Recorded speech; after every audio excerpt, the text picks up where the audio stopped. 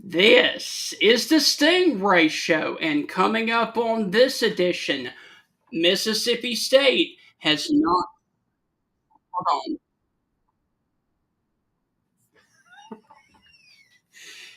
This is the Stingray Show, and coming up on this edition, Mississippi State has not won an SEC game since the last time they went to Fayetteville, Arkansas, way back in 2023. Since then, they are 0 and 16 in conference play, and Arkansas is trying to win its first game under interim head coach Bobby Petrino.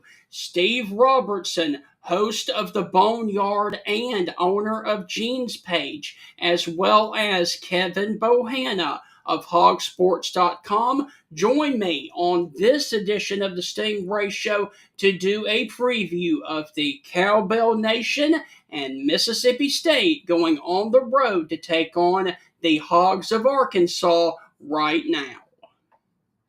Hi, this is Tim Brando with a reminder. Those of you on Tide 100.9, look out. You're about to feel the buzz of Stingray. This is Stephen Ray, a.k.a. Stingray, coming to you live from Tuscaloosa, Alabama. I'm Heath Hopkins. I'm here in DeSoto County, Mississippi, right outside of Memphis, Tennessee. You know, Mark, I'm going to put you on the spot. Do you feel that responsibility to pay it forward and give some kid a chance coming up in the ranks, kind of like Tony did for you? Why do you think I'm talking to Stingray tonight? Thank you, man. I appreciate that. No, I mean, look, no. Hey, Stingray, Here's the deal. When you get involved with Texas, it's like getting married to a stripper. and let me explain this. It looks good. It's kind of sexy on the surface. Yeah. But then you get the baggage, you get the drama, you get all that eventually comes with it. And that's what you get with Texas, and that's what the Big 12 learned. And Heath, any thoughts on our show moving forward? Hey, to everyone in Tuscaloosa listening here on Tide 100.9, with the Stingray Show, if you don't like it, you better learn to love it, because it's the best show going today, baby.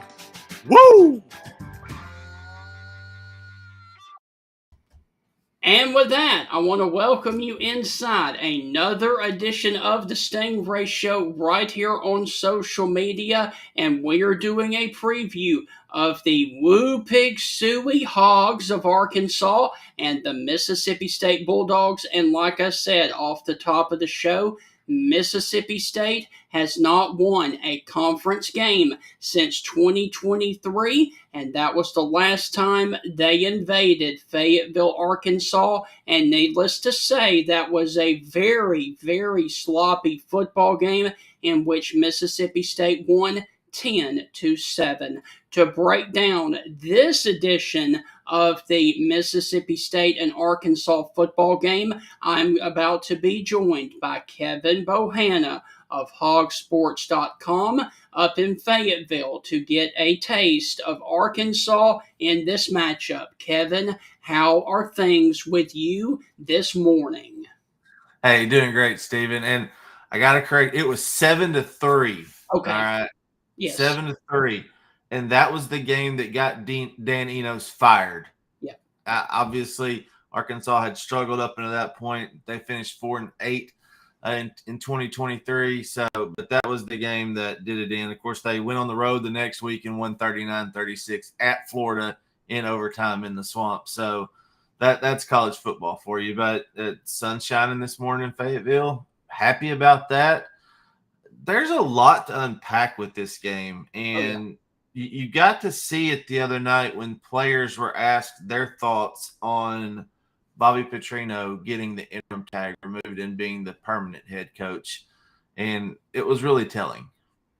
Yes. So, Kevin, briefly, is there any update from the Arkansas side about the head coaching search on your end? Yeah, there's been some movement. I know that James Franklin, that they've reached out to him, his representatives. How far it's gotten, nobody knows. It hasn't gotten too far because Virginia Tech obviously is in the mix as well. Now, has it gotten to a deal with them? No. we would have heard about it. So I've heard that Rhett Lashley, the door's not completely closed there. Maybe since Wake Forest beat them last week and gave them the third loss, it's going to be a little tougher for them to make the playoffs. With Arkansas, it's about timing, and I put that in two ways. Okay, so the teams that are in the playoffs, you can't leave a playoff team and go somewhere else. That's just kind of career suicide at that point. I don't care if you're leaving an SMU and going to Arkansas.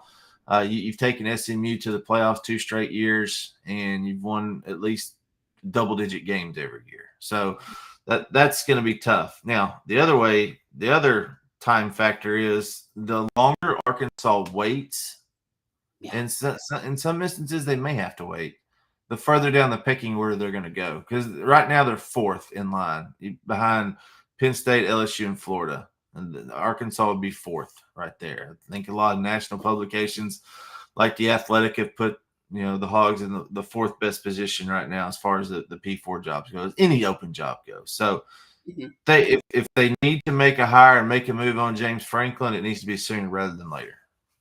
And LSU opening up, that's unfortunate for Arkansas because unfortunately that puts them further down. Yeah, but it's a different situation down there. I mean, Arkansas, a coach can be okay winning 9-10 games. You can't do that at LSU. So does a coach like James Franklin want the challenge? I think Franklin fits better at Arkansas than he does at LSU or Florida, honestly. Based on his record in the past, okay, look, he got fired from Penn State because he couldn't win the big game. Right. They expect that at LSU and Florida. And if you haven't had – and there's probably only a handful of coaches out there that have a resume that says, hey, I can win the big game in big-time situations. So you have to give and take in that situation if you're the Tigers or the Gators right there. So if you would – please recap last weekend's game against the Auburn Tigers for Arkansas. Yeah, it was – and we're texting throughout the game. Yes. But, I'm telling you, just wait. It's going to happen. They're going to break your heart just as quick as you get excited. So Arkansas obviously went down 10-0. They go for it on 4th down on the first drive. They don't get it in Auburn territory. They passed up taking potential points, potential field goal, which Scott Starzik hasn't missed since the Ole Miss game. So he's 8 for 10 on the year, and that includes the one field goal he had in the Auburn game. So they get down 10-0. They run a little RPO route to Ryland Sharp. Taylor Green throws it out there, 58-yard touchdown. It's 10-7. Then they get a 3-and-out, get another score, get a pick 6. Arkansas forced a turnover, the first turnover since the Memphis game. So that's the first P4 team that's turned the ball over against Arkansas. It's 21-10 at halftime. Arkansas hadn't moved the ball very well, though. Auburn's defense was legit. Xavier Atkins, one of the best linebackers in the SEC. DJ Durkin had a great plan. Fast forward, Arkansas falls apart in the second half. Their last 4 possessions, 3 interceptions, and a turnover. One of those was a pick 6. Raymond Pleasant had 2 interceptions. Of course, one of those was the pick 6. So ended up 33-24, and at the end of the day, Arkansas lost another game that they could have won. All right, so when we move into the matchup with Mississippi State, it's been so long since Mississippi State won a conference game, I even forgot the score, and you had to correct me there. Recap that game for us, because as I remember it, it was extremely sloppy from both sides. It was, and Mississippi State was terrible. I mean, they were bad, really, really bad. Arkansas was just worse that day, and they had KJ Jefferson at quarterback, and trying to figure things out with Dan Enos and maybe running in a backup quarterback. They just couldn't move the football. I mean, it's just at the end of the day, that's all it was. Mississippi State had one of the worst offenses in the SEC that year, but at the end of the day, Mississippi State won, and like I said, that was the game that got Dan Enos fired, and it should have been the game that got Sam Pittman fired because there were so many high expectations going into 2023. You got another a 3-year starter at quarterback. You got guys that are looking to capitalize on going to the NFL possibly, and it just did not happen. And Yes. that's that. Travis Williams, that was his first year as defensive coordinator. There was just a lot of turnover that year because that was the first hire that Sam Pittman had to make as far as offensive and defensive coordinators, and that was ultimately the downfall of his tenure at Arkansas. All right. So when we look at this year's matchup, talk about the hype and the fan support. Are they still behind Bobby Petrino, or have they checked out and are waiting for basketball? So last week you would have said for every 10 people that wanted Petrino to be the next head coach, there was one that didn't. I'd say it's more like 70-30, 60-40 right now. Okay. In favor of Petrino, just because I think Arkansas fans, they haven't seen a financial plan that Hunter Yurchek said at the press conference introducing Petrino, saying that they were going to throw money at the program and get everybody. But we released a Wednesday intel report. Trey Biddy did a great job on that. Donors and boosters are in play right now. They're putting financial packages together. They're looking to get higher salary pool for assistants. Head coach is going to get a raise. Pittman was making $5 or $6 million a year. You could get upwards of closer to 10. I think more 7 to 9 is logical. Maybe get to 10 at some point, but you're going to have somebody step up like John Tyson did for John Calipari. Yes. That you're going to need that at some point. And the boosters are on board right now to put the program and give them the resources that they need. So that's good. That's positive. That's the good thing about it. So with this year's game, the guys have not let go of the rope right now.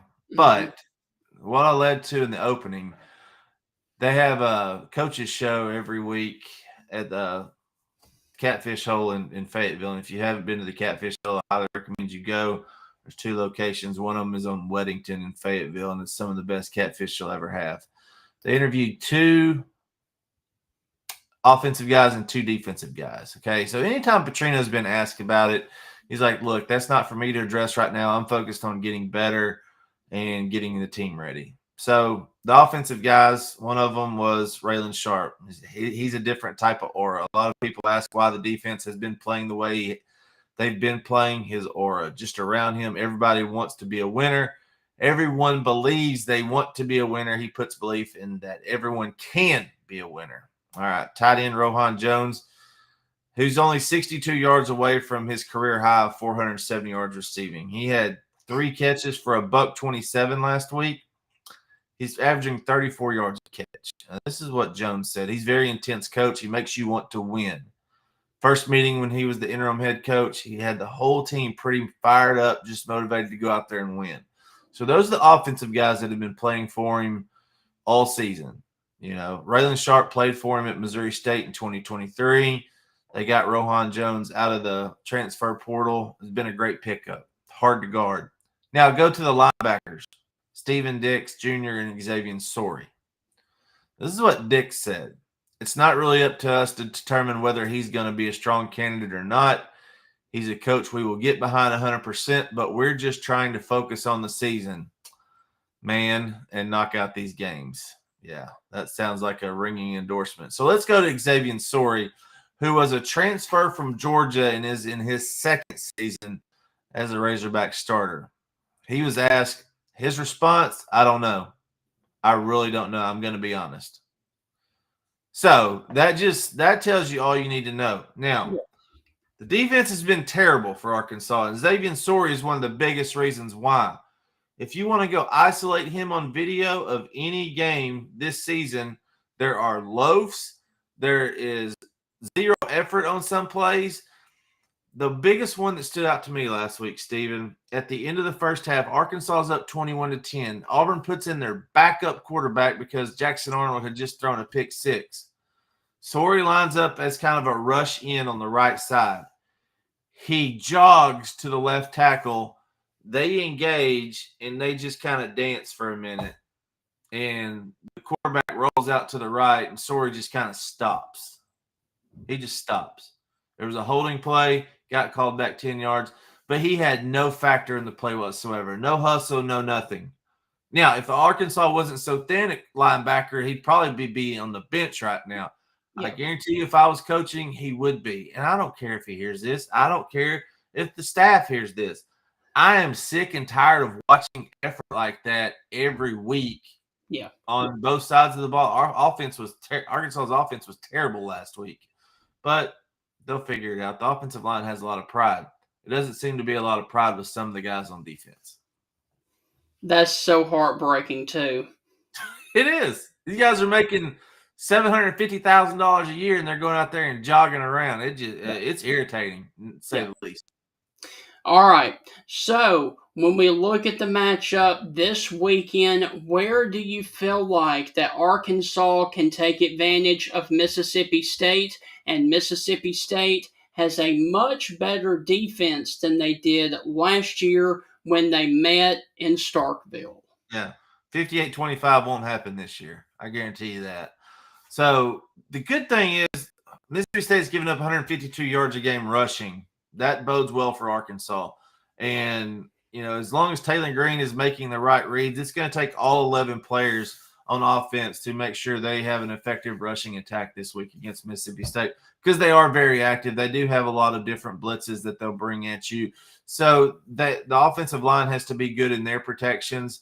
Caden Kittler, and who's the starting center, and Marion Harris, who's the starting right tackle, they're a little banged up right now. They're questionable, but I expect them to play on Saturday. But Kittler's he's the one that makes the engine go in the offensive line. He's calling out protections. He's making sure everybody knows their assignment. So it starts with him. Then it goes to the quarterback. The wide receivers have to block on the edge considering how many option plays are called with Arkansas. Taylor Green has to make the right reads. There was one last week. Braylon Russell would have scored standing up or at least got inside the 5-yard line. He kept the ball, got tackled by a couple of Auburn defenders. So make the right reads. Offensive line has to block. The wide receivers have to block on the edge. I think Arkansas can run the ball in Mississippi State. Now, Mississippi State's really good at getting turnovers. Arkansas is really good at turning the ball over. That worries me a lot in terms of Arkansas's offense right now. I think Mississippi State's number one in the country, or number one in the SEC at least. They're top 15, top 20 in the country in interceptions with 11 and total turnovers forced with 14. So that bodes well for Mississippi State's defense. Even though they're giving up 360 a game roughly, they like to take the ball away. So Arkansas has to take care of the football, something they haven't been able to do in every SEC loss. Every loss this year. Let's just put it how it is. Let's be truthful, transparent about it. So turning the ball over, hang on to the ball. Keys to victory every week is the same for us at Hog Sports. It's penalties, turnovers, special teams, injuries, and key moments / decisions. Got to be solid in all 5 of those if you want to come out with a win on Saturday.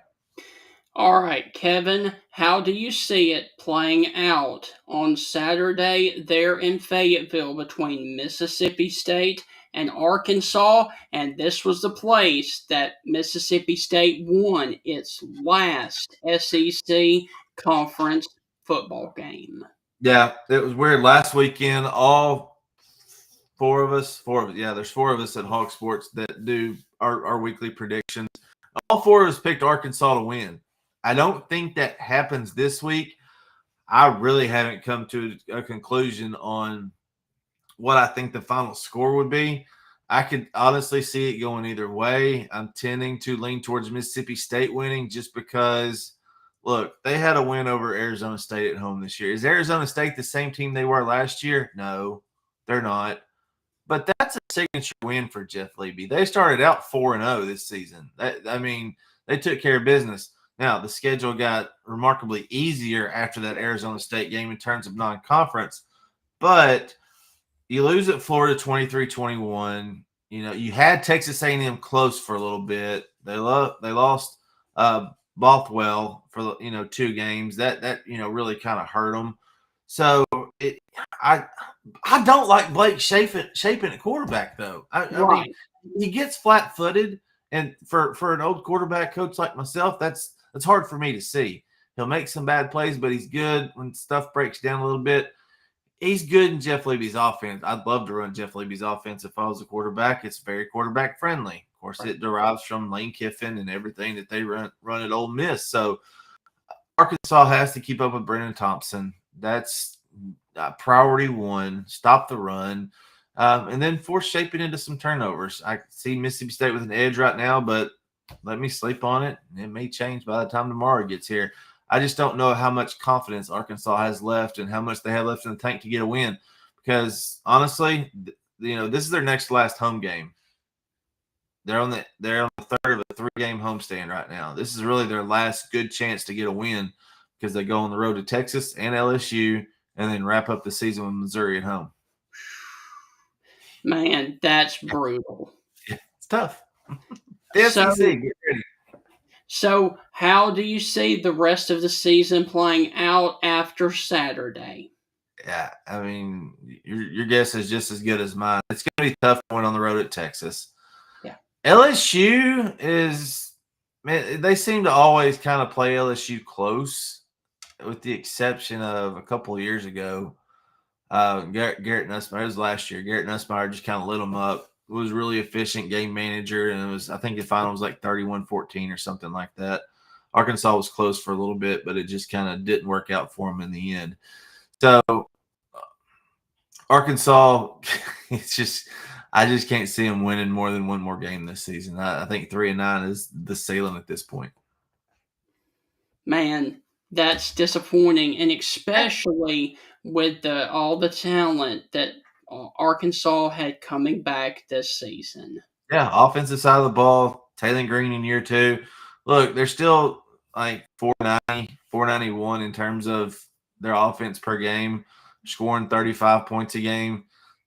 At the beginning of the season, if you say that, you're like, all right, Arkansas is going to win 7 games. Well, the defense is giving up 440 and 32. So that's where you get that. But, I mean, it's these kids, and I can say kids because I'm 44 years old, they're playing for different reasons. And, Petrino has said that, look, they're playing for their own grind at some point, and we just got to figure it out. Okay, and briefly, as we walk out the door on this segment, would you please give us a preview of John Calipari and Arkansas basketball? Because here very soon, we're about to tip off the basketball season. What can we expect from the Hogs on the hardwood? Yeah, they're going to be a lot of fun to watch this year. They've got 2 freshmen, Darius Acuff Jr. and Malik Thomas, that are really good. And then you bring back Trevin Brazile, Billy Richmond, DJ Wagner, Carter Knox. They took care of business against Memphis. They scored 98 points and beat the dog out of them at FedEx Forum. And then the week before that, or 5 days before that, they beat Cincinnati by 20-plus points. Cincinnati had beaten Michigan 100-98 in an exhibition game. So they're going to be a lot of fun. Now, Calipari is very, very detailed about his team is not where he needs to be right now, obviously. So young guys coming out, but they got the right pieces. It's going to be a lot of fun to watch this year. They'll have Bud Walton hopping, no doubt. And who do they open up with? I have no idea. I don't cover basketball, but I'll find that out.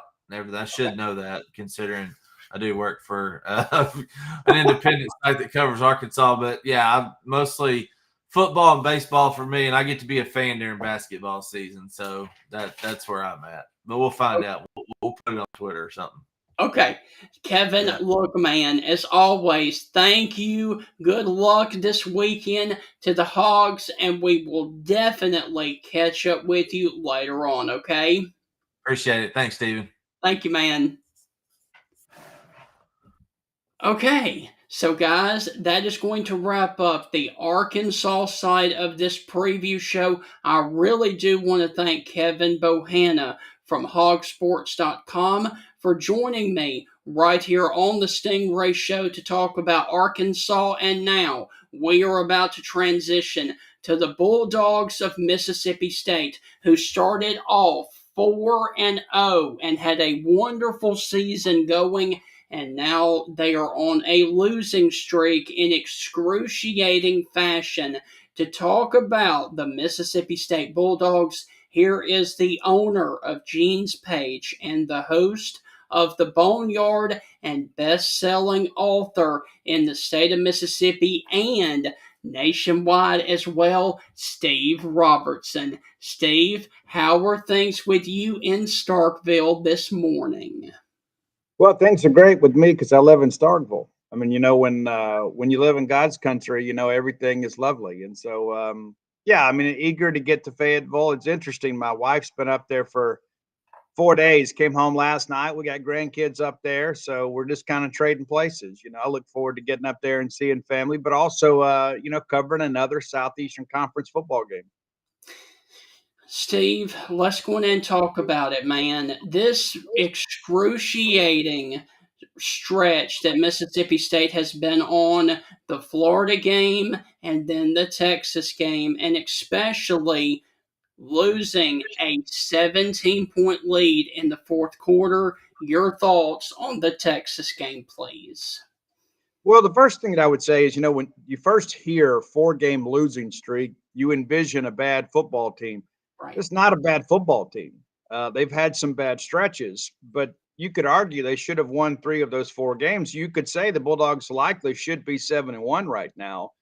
Worst case, maybe 6-2. I mean, obviously they have the gaff late against Florida, and then it was absolutely crushing last week to have a 7-point lead with less than 12 minutes to go, and then ultimately lose that game. And there's a lot of game management issues we could point out. I mean, not burying that punt out of bounds to Ryan Niblett, of course, was huge. As there were just about 2 minutes to go in the game, and you allow Texas to tie it. And it really felt like at that point State was going to lose. But, you learn from it, you move on, and now you get ready to go play a pretty talented Arkansas team. And even though they're 2-6, I think Jeff Lebby said it best, probably the most dangerous 2-6 team in the country, because when Taylor Green is healthy and they're able to run the football, they can put up some points. So this game may boil down to who has the ability to get a stop or two in the fourth quarter, because neither of these teams have been able to finish here as of late. So, Steve, you cover Mississippi State. You are right there in Starkville. Talk about the psyche of this football team and the players, especially with 2 grueling defeats when Mississippi State had opportunities.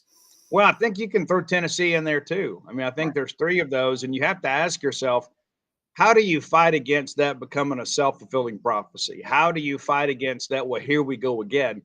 Well, you go put more points on the board. That's the main thing you do. You get more separation. But I can tell you, talking to people this week, they have had a great week of practice. And that's the thing you worry about, right? When you have a game like that, maybe you begin to think you're snake bit or something. That does not appear to be the case. I think they look at this Arkansas game as a very winnable game. Taylor Green, not quite 100% last week against Auburn. He had 14 yards on 7 carries. And he has to be able to run to make that offense go. And I think that's one of the things, if you're Mississippi State, you're like, last year, Taylor Green had a field day against Mississippi State, especially when things broke down. Yes. But it was a terrible matchup for the Bulldogs. It's because of the fact they struggled so bad to stop the run. And that's what Sam Pittman in Arkansas wanted to do. They built a program around being very physical up front and running the football. They did that with great success last year. This is a much different Mississippi State front. Everybody kind of recognizes that. So I think, the game is going to be won or lost. I really believe in Mississippi State's ability to stop or slow down that Arkansas running game. This Arkansas defense has not been good. They were better last week, but they have not been good. They're among the worst in the Power 5, and certainly within the Southeastern Conference, especially against the run. That's why I think Fluff Bothwell getting back in, even though we expect him to be somewhat limited, having him on short yardage last weekend could have been a difference in winning and losing. So having him in those situations this week, I think, are very significant. And Steve, if you would, talk about the improvements that you have seen on this incredible turnaround of the Mississippi State defense from the one last year that could not stop the run to the ones that they are putting out there on the field this season. Well, a lot of it's, courtesy of the NCAA transfer portal. State, I think, did a good job. I wouldn't say a great job, but a good job in the portal. You look like an SEC team up front. Last year, you didn't. And listen, all due respect to everybody involved, there were times last year when State was having to run Corey Clark, who was a junior college, him, and then Kyle McClendon was a late addition to the signing class. So you're playing a true freshman and a kind of a junior college bandit out there that didn't have opportunities to continue his playing career. And there were times those guys played side by side. That's not an indictment on those guys. They don't sign themselves. And certainly Kyle McClendon's a guy they could use this year. He's been out with an ACL injury, but it was almost cruel and unusual punishment, right? And so now you go out, you work the junior college ranks, you work the portal, you get some guys back, you get guys like Calvin Dinkins healthy. You lose him in the season opener in 23 and 24. This year he's been able to play, full season, and so having his contributions has been very significant. But I think along that line too, the secondary has been much better. I mean, you go out and you get Jerron Manning from Old Dominion. And I think some people let that one kind of fly on the radar a little bit, but he has been outstanding and been a leader for this team. And then, the maturation of Kelly Jones. He was an elite athlete out of Clarksdale High School, had to learn to play corner. He was a quarterback / safety on the high school level. Now he is considered one of the top corners in the country, and he's a freak of an athlete. And you just kind of see every week people begin to test him. We're going to take a shot, and he's answered the bell just about every time. Early in the year, when Pro Football Focus put those numbers out there of him being the top-rated corner in the country, everybody argued, well, State hadn't really played anybody. Well, they played somebody now. And you match up against Chris Broswell, of course. You match up against Wingo from Texas. And he has answered the call. And so when you've got a guy that can kind of shut down that side of the field, it makes everybody else's job a lot easier. And Steve, speaking of the matchup this weekend, this is the first trip back to Fayetteville since Mississippi State won its last conference game. Eventually, that streak has to come to an end. When you look at the matchup on Saturday, where do you feel like that Mississippi State has an advantage over Arkansas? Well, I think being able to run the football is significant, and and that's at the core of the Jeff Lebby offense. In many ways, it's like Dan Mullen without the zone read. They want to spread you out and then run the ball on the interior and off tackle. They're not trying to do a lot of fancy things in a run game, but with those wide splits, they make you defend every blade of grass. And I know that's kind of become a cliche these days. But Lebby wants numbers, right? He wants to have leverage to one side or the other, and that's where the RPO game kind of comes in. And I think State can make some plays. I think the key for State is just simply not to beat themselves. When the third down conversions are there, you got to make them, and you can't turn the football over. We think it's probably going to be a pretty good crowd in Fayetteville, even though that this fan base in many respects is kind of checked out, looking forward to basketball. Yeah. But I think if you're Mississippi State, you want to turn those fans into Bulldog fans. So what I mean by that is kind of like in Florida, right? Late in Florida, the crowd was maybe not pro Mississippi State, but they were anti-Billy Napier. I think there are a lot of Arkansas fans, if there is separation in this game, that will seek their entertainment elsewhere. And I think that's important for State to get out of the gate strong and give those fans a reason to sit on their hands. You can't give this team a chance to kind of start believing. You don't want the crowd engaged and kind of dictating terms. Razorback Stadium may be a little bit underrated at times, is a difficult venue. It is a tough place to play when that Arkansas crowd is really rocking. Where are you most concerned about Arkansas taking advantage of Mississippi State? Well, pass rush. You've got to be able to protect Blake Shapen. And, that they have seen some strides in recent weeks. Chris Wilson now, former Bulldog assistant, kind of helping guide them. And again, they were much better last week. I mean, you look at, not great defensive numbers against Tennessee or Texas A&M, but, the Auburn offense has been somewhat challenged this year. But I think that Arkansas front probably kind of found some footing last week. You got to make sure that doesn't kind of replicate itself again this week. You've got to make sure to keep Shapen clean. You can't just sit back there and just kind of hope for the best. You got to be somewhat creative, because I do think this Arkansas pass rush is improving. So, Steve, how do you see this playing out between Mississippi State and Arkansas, and especially since Mississippi State's last conference win was there in Fayetteville? Do you think Mississippi State gets a conference victory again there in Fayetteville? Well, who knows, right? I mean, it's like, it's one of those things you look at and you begin to think, these are two teams in many respects you felt like were moving in opposite directions just a couple of weeks ago.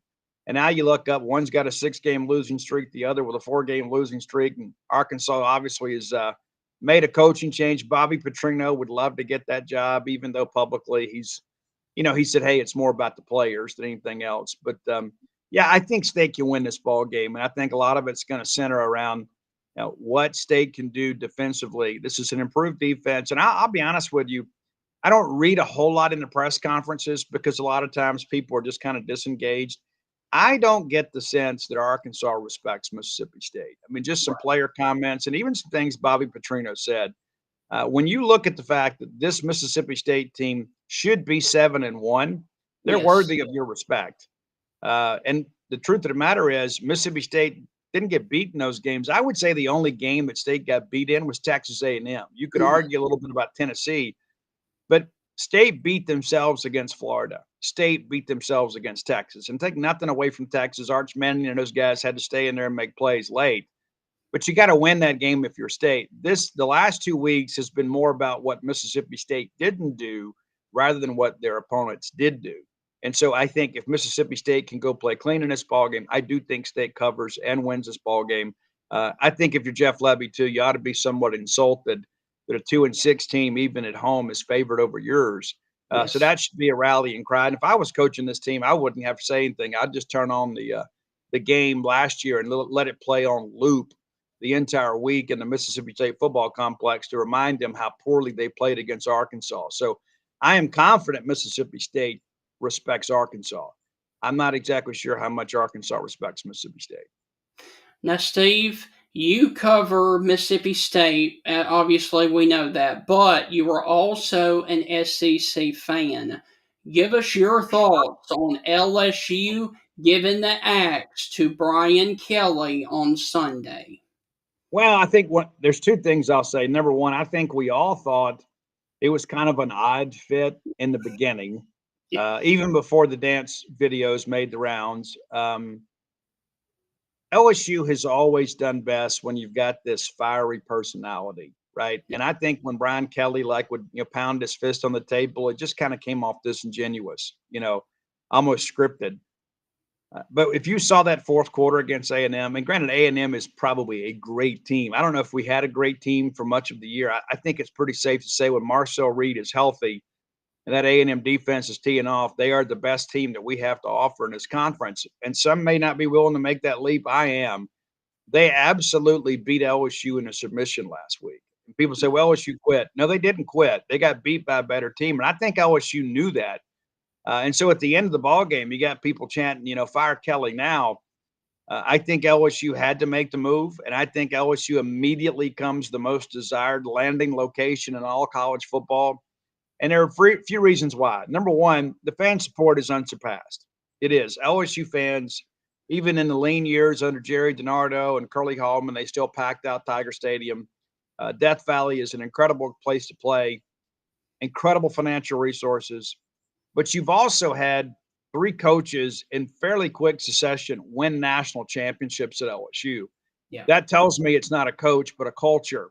And so I think this job is probably the most desirable job in the country, provided you can put up with the pressure, because the LSU fans want another national championship. And we thought LSU may be a bit of a... Oh, come on.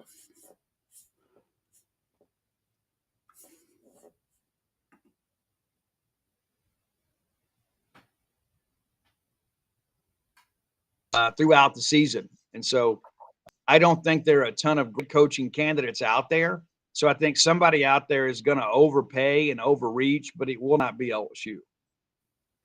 So, Steve, when you look at the Florida job and the LSU job, where do you put them in the pecking order? Because both of them are right up there with toxic, rabid fans.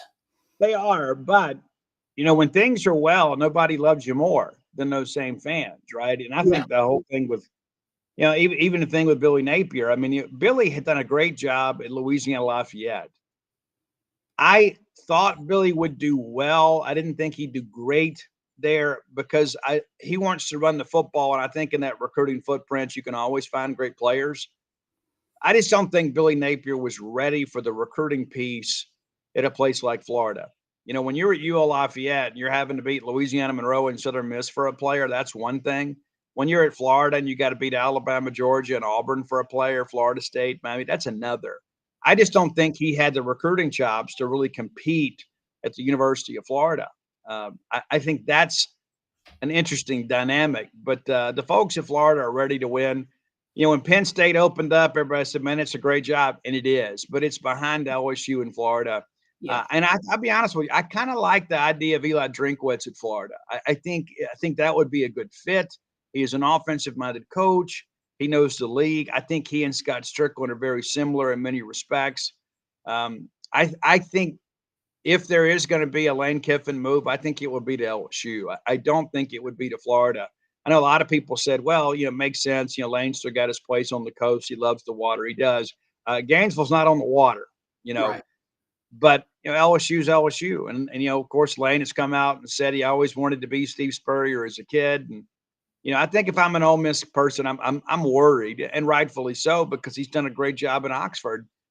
With double-digit wins with 3 of the last 4 years. I believe that's correct. And on their way to another great year. And and I think this year may be Lane Kiffin's best coaching job. I mean, you enter the year with Austin Simmons, and some of their media projected him to be a Heisman candidate. That wasn't fair to the kid. I mean, but then you go get a guy from D2 at Ferris State, and you got him in the Heisman buzz a little bit, right? I mean, so anybody that's denying that Lane Kiffin can coach football is just only kidding themselves. And he is going to get a huge raise either from Ole Miss or somebody else here in the next few weeks. Okay, and my final thing for you, even though we are in the heart of the college football season, basketball is just around the corner and about to tip off in early November. Can you please give us a preview of Chris Jans and Mississippi State on the hardwood this year? Well, Bulldogs have made the tournament 3 straight years, right? I mean, and that used to be somewhat elusive. Ben Howland made it 1 year when he was here and got upset by Liberty in a game that they had no business losing. And there were a lot of fans that kind of like, what, this isn't going to happen for us. Jans fits at Mississippi State. I mean, he's a real blue collar guy. He's a guy that, spent several nights in a double wide trailer growing up.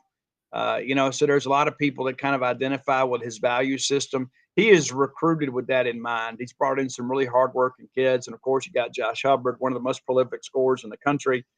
SEC media picked them 10th in the league. I think these Bulldogs finish in the top half of the league.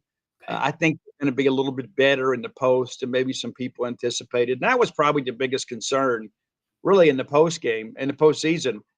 They weren't great last year in the post. They obviously, Keyshawn Murphy did some great things as a stretch 4, but they weren't great. Tolu, even when he was here, as good as he was, he'd have some great stretches, but I don't know that he had a lot of great seasons.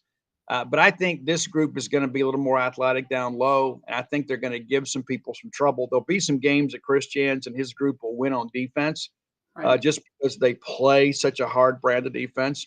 But yeah, we expect Mississippi State to be back in the tournament. I don't think anybody's forecasting this to be a Sweet 16 team. And I think maybe that's a good thing. I think last year people expected to get out of the first weekend of the tournament, and then you don't, and it's a disappointment, and it should have been. But I think this is a team based on matchups could give some people some problem. I don't expect them a challenge for the SEC championship. I do expect them back in the tournament, and I do expect them to be in the top half of this league. And Steve, hopefully for Mississippi State basketball fans, they can finally win a tournament game under Chris Jans this season. Yeah, I think be the first one since 2008, Yes. And that's one thing that I think a lot of people don't fully appreciate. Mississippi State did not have a ton of basketball tradition. I mean, before Babe McCarthy got here, there was next to no basketball tradition. And then, of course, you go on a great historic run. Richard Williams, of course, did some great things. The Final Four in '96, Sweet 16 in '95. And you felt like maybe you'd graduated. Stansbury did some big things, wins the SEC in 2004. And then things kind of drifted for a while. It felt like this program was just kind of like out there listless. You go through some bad coaching hires, but I think now you've got the guy that fits your fan base and kind of fits your culture. And that's why you've seen this program respond, and the fans have come out too. And there were some games last year, several big games, at Mississippi State that were sold out, and it was an incredible arena. I remember being there when Mississippi State played Alabama, and you kind of wonder what happens if Keyshawn Murphy's dunk goes down in that final stretch there, and State's able to pull off that win.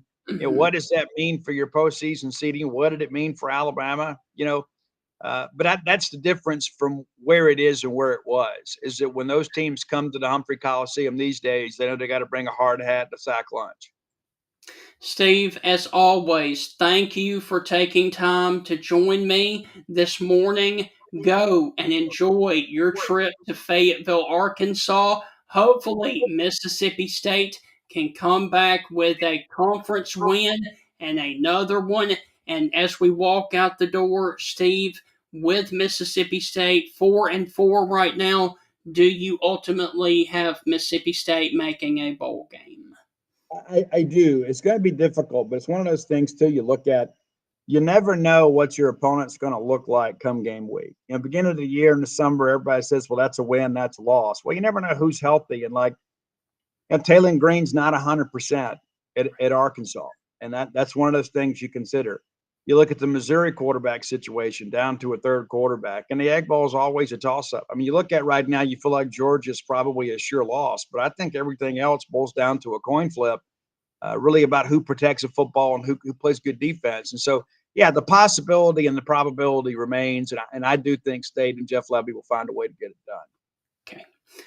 Steve, as always, thank you, man. Hail State, be safe going to Fayetteville, and pull Mississippi State through for all of the Bulldog fans, okay? We'll see you soon. All right, thank you.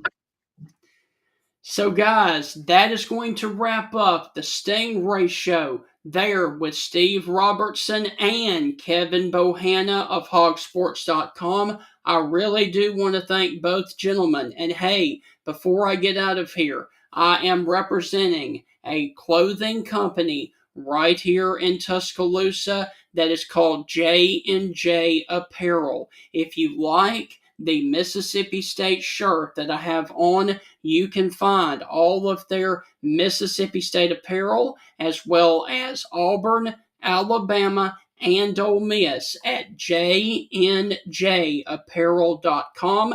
They are located right here in Tuscaloosa, but they also have other merchandise for other SEC schools as well. So once again, if you do like this polo that I've got on and the Walking Bulldog, go to jnjapparel.com and get all of your SEC merch right there for Ole Miss, Alabama, Auburn, and Mississippi State with J&J Apparel. When we come back on the Friday morning edition of the Stingray Show, we're going to be turning our attention to the Oklahoma and Tennessee matchup. That is a big matchup this weekend for both teams trying to still make the playoffs. The loser will probably be eliminated out of that matchup and out of the playoff.